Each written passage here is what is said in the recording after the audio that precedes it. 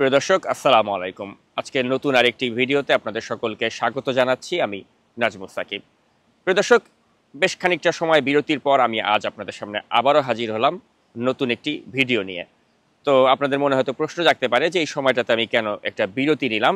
এই বিরতির পেছনে মূল কারণ হচ্ছে, আপনারা হয়তো অনেকেই জানেন যে আমি বাংলাদেশে একটি ঝটিকা সফর করেছিলাম কয়েকদিনের জন্য, এবং আমার সাথে নাগরিক টিভির সিইও জনাব টিটো রহমানও ছিলেন। এবং বেশ কয়েকটা দিন বাংলাদেশে থেকে আমরা স্বাধীন বাংলাদেশের স্বাদ উপভোগ করার চেষ্টা করেছি। সেই স্বাধীন বাংলাদেশের স্বাদ উপভোগ করার পর টিটো রহমান তিনি চলে গিয়েছেন কানাডাতে, এবং আমি মার্কিন যুক্তরাষ্ট্রে আবার ফেরত এসেছি। তো প্রিয় দর্শক, এই মার্কিন যুক্তরাষ্ট্র থেকে আজ আপনাদের উদ্দেশ্যে আমি যে ভিডিওটি বানাচ্ছি, এটির থাম্বনেল দেখে নিশ্চয়ই আপনারা বুঝতে পারছেন যে আজকে মূলত কোন বিষয়টি নিয়ে আমি কথা বলতে যাচ্ছি। প্রিয় দর্শক, গত 9 ডিসেম্বর ভারতের পররাষ্ট্র সচিব বিক্রম মিস্রি তার সাথে সেনাপ্রধান জেনারেল ওয়াকারুজ্জামানের একটি বৈঠক অনুষ্ঠিত হয়, এবং তা নিয়ে তখন থেকেই বেশ কিছু কথাবার্তা কিন্তু মিডিয়াতে চলছে। তো এই বিষয়ে আমার যে ওপিনিয়ন, সেটি আমি আপনাদের সামনে আজ এই ভিডিওর মাধ্যমে ব্যক্ত করতে যাব। পাশাপাশি আমি আপনাদের সামনে আরও কিছু সমসাময়িক প্রসঙ্গে আমার যে মতামত সেটা আমি তুলে ধরব। তো প্রিয় দর্শক, আমি সমসাময়িক প্রসঙ্গে আমার যে মতামত সেটি প্রথমেই তুলে ধরতে চাই। অর্থাৎ আপনারা জানেন যে সচিবালয়ে যে অগ্নিকাণ্ডের ঘটনা ঘটলো, এটি নিয়ে আমি একটু কিছু কথা প্রথমে বলতে চাই। এই সচিবালয়ের যে অগ্নিকাণ্ডের ঘটনা, এটি আর অনেকের মতো আমিও মনে করি যে এটি একটি সাবোটেজ, অর্থাৎ এটি কোনো নিছক দুর্ঘটনা নয়। এটি একটি, আমি মনে করি, পরিকল্পিত উপায়ে একটি আগুন লাগিয়ে দেওয়া হয়েছে, এবং এর পেছনে আমি মনে করি ভারতীয় গোয়েন্দা সংস্থা রয়ের জড়িত থাকার অনেক সম্ভাবনা রয়েছে। পাশাপাশি পতিত স্বৈরাচার আওয়ামী লীগের লোকজন যারা, তারা তো এই দেশকে অস্থিতিশীল করার জন্য যে চক্রান্ত, সেটা তারা কন্টিনিউয়াসলি তারা করে যাচ্ছে, এবং তার অংশ হিসেবে এই প্রকল্পটিও তারা বাস্তবায়ন করেছে বলে আমি মনে করি। তাই মনে করি যে ডক্টর ইউনূসের সরকারের উচিত হবে অনতিবিলম্বে এই ঘটনার সাথে যারা জড়িত তাদেরকে খুঁজে বের করে দৃষ্টান্তমূলক শাস্তির ব্যবস্থা করা। পাশাপাশি আমি মনে করি সচিবালয়ের মতো একটি স্পর্শকাতর এলাকাতে এ ধরনের একটি ঘটনা ঘটিয়ে দিয়ে কিন্তু আওয়ামী লীগের দোসরেরা প্রমাণ করলো যে তাদের সক্ষমতা কত বেশি, বা এই সরকারের আশেপাশে তারা যে কত বেশি মাত্রায় তারা রয়েছে, এটাও কিন্তু প্রমাণ হয়ে গেল। তো আমি মনে করি যে এখন এদেরকে আইডেন্টিফাই করার সময়, এবং বের করতে হবে যে কারা আসলে এই সরকারের ভেতরে ঘাপটি মেরে আওয়ামী ফ্যাসিবাদের দোসর তারা লুকিয়ে আছে। এদেরকে খুঁজে বের করে শাস্তির আওতায় আনতে হবে। তো প্রিয় দর্শক, এবারে চলে আসা যাক মূল প্রসঙ্গে, অর্থাৎ বিক্রম মিস্রির সাথে জেনারেল ওয়াকারুজ্জামানের যে বৈঠকটি অনুষ্ঠিত হয়েছে সেটি নিয়ে আমি কিছু কথা বলতে চাই।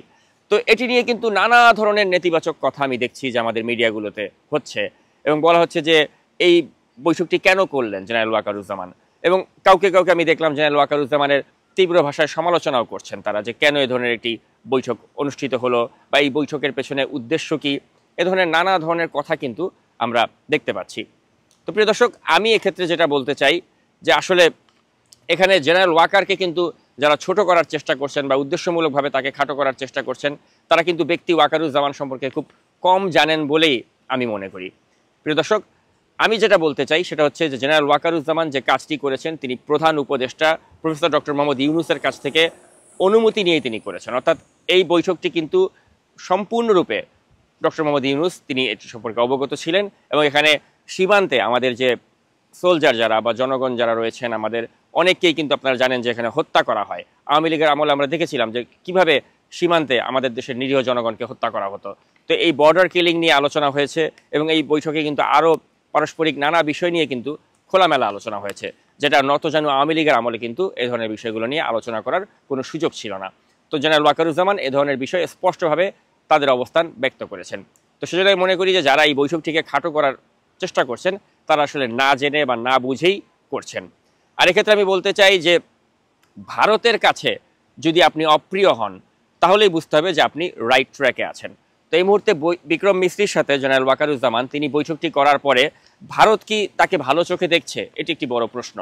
তো প্রিয় দর্শক, এই প্রশ্নের উত্তরটি কিন্তু আমরা পেয়ে গিয়েছি গত 27 ডিসেম্বর 2024 তারিখে ভারতীয় গণমাধ্যম আনন্দবাজার পত্রিকার মাধ্যমে তাদের অনলাইনে প্রকাশিত উর্দিতে বাঙালি গণহত্যার রক্তের ছিটে 53 বছর পর বাংলাদেশে ফিরছে সেই পরাজিত পাক ফৌজ শিরোনামের যে প্রতিবেদনটি, এবং সেখানে সেনাবাহিনী সম্পর্কে যে বিভ্রান্তিকর এবং ভিত্তিহীন তথ্য উপস্থাপন করা হয়েছে, তার মাধ্যমেই কিন্তু প্রমাণিত হয়ে যাচ্ছে যে জেনারেল ওয়াকারুজ্জামান যে ভারতের কাছে অপ্রিয়, এবং সেটাই কিন্তু আমাদের কাছে অত্যন্ত আনন্দের বিষয় যে ভারতের কাছে যিনি অপ্রিয় তিনি নিঃসন্দেহে দেশপ্রেমিক।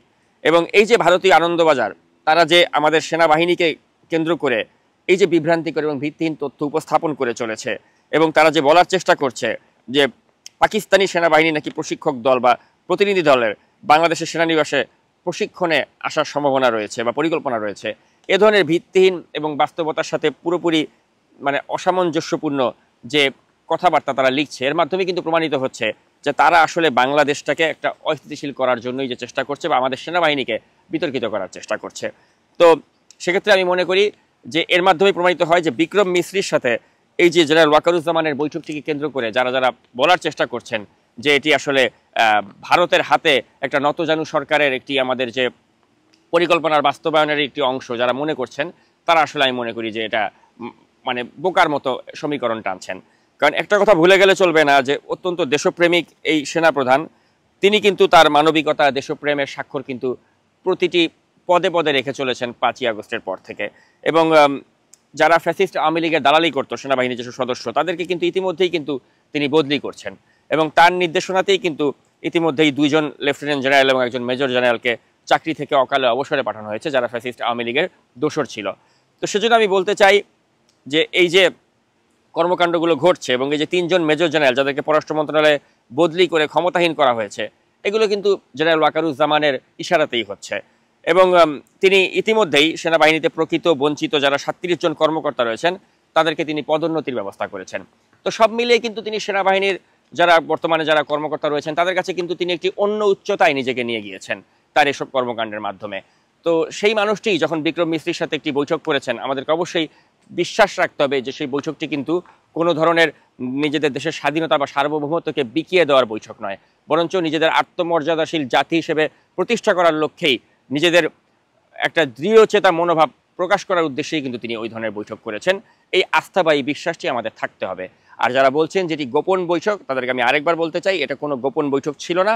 এই বৈঠকটি সম্পর্কে প্রফেসর ডক্টর মোহাম্মদ ইউনূস তিনি অবগত ছিলেন। তাই প্রিয় দর্শক, যারা এটা নিয়ে নানা ধরনের সমীকরণ করছেন বা অযাচিত যারা এটা নিয়ে কনক্লুশন টানছেন, আশা করছি যে আমার এই ভিডিওর পরে তারা সে ধরনের কনক্লুশন থেকে বিরত থাকবেন। তো প্রিয় দর্শক, আমি এই ভিডিওটি শেষ করছি। শেষ করার আগে এটাই বলবো যে নানা ক্ষেত্রে নানা ধরনের বিভ্রান্তি কিন্তু চারিদিক থেকে ছড়ানো হচ্ছে, এবং এই বিভ্রান্তিগুলো ছড়িয়ে আমাদের মাঝে একটা বিভাজনের সংস্কৃতি তৈরি করার চেষ্টা করা হচ্ছে। কিন্তু এই মুহূর্তে আমাদেরকে আসলে একটা ঐক্যবদ্ধভাবেই আগাতে হবে, কারণ এই জাতি এই 5ই আগস্টের যে গণ অভ্যুত্থান, এই গণ অভ্যুত্থানের পরে আমরা যেটা নতুন দিনের স্বপ্ন দেখছি, এই স্বপ্ন বাস্তবায়ন করতে গেলে আমাদের কিন্তু পরস্পরের মাঝে যে একটা অনৈক্য আমরা দেখতে পাচ্ছি, অনৈক্য কিন্তু আমাদেরকে দূর করে একটা ঐক্যের আমাদেরকে ডাক দিতে হবে। এবং সেক্ষেত্রে সেনাবাহিনী কিন্তু একটি অত্যন্ত গুরুত্বপূর্ণ ভূমিকা রেখে চলেছে, যেখানে পুলিশ বাহিনীর মতো অনেক রাষ্ট্রীয় বাহিনী রয়েছে যেগুলো এখনো অকার্যকর, এবং এই সেনাবাহিনীটাই কিন্তু এখনো একটা ফাংশনাল বাহিনীতে রয়েছে। তো সেজন্য সেনাবাহিনী বা সেনাপ্রধানকে কেন্দ্র করে যারা এ ধরনের মানে রং মেসেজ দেওয়ার চেষ্টা করছেন তারা এ থেকে বিরত থাকবেন, সেটাই আমি প্রত্যাশা করছি। তো এতক্ষণ আমার এই ভিডিওটি দেখার জন্য অসংখ্য ধন্যবাদ জানিয়ে আজকের মতো বিদায় নিচ্ছি। আল্লাহ হাফেজ।